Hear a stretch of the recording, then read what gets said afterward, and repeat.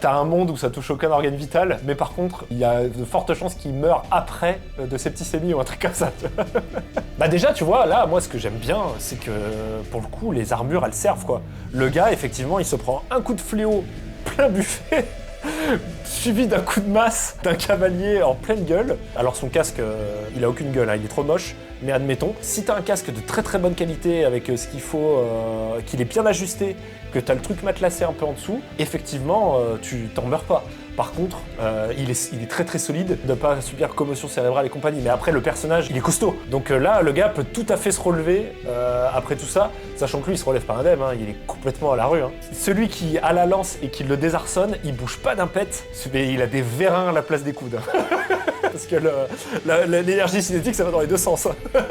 Et après, moi, j'aime bien parce que ça finit vraiment en combat dégueulasse, dans la boue. Si tu pars dans un truc, dans un contexte où c'est du combat à mort, où tout le monde est en armure et tout, c'est extrêmement cohérent. Là, tu vois, il a sa dague qui traverse la partie côte de maille. En soi, s'il a une très très bonne dague, et que l'autre a pas une côte de maille de très très bonne qualité, effectivement ça passe, tu vois. Encore une fois, t'as tellement de contexte, la qualité de l'équipement, l'usure de l'équipement, si ça se trouve t'as un angle de frappe qui va péter un maillon tout de suite, tu vois, enfin il y a plein de trucs qui rentrent en jeu. Quand il prend sa dague et qu'il met un coup dans la côte de maille de Duncan, tu te dis, bon il a eu du bol mais ça peut. Et là tu vois, il lui a mis une grande tarte dans la gueule avec sa main gantelée. Des gants d'armure sont des armes en elles-mêmes, tu vois. Et c'est pour ça, je me dis, mais dans la série originale, pourquoi ils ont pas fait ça? Tu vois, tout n'est pas réaliste, etc. Mais d'un point de vue cinéma, équilibre entre cohérence et mise en scène, c'est un 100%. Hein. Elle est trop bien cette scène.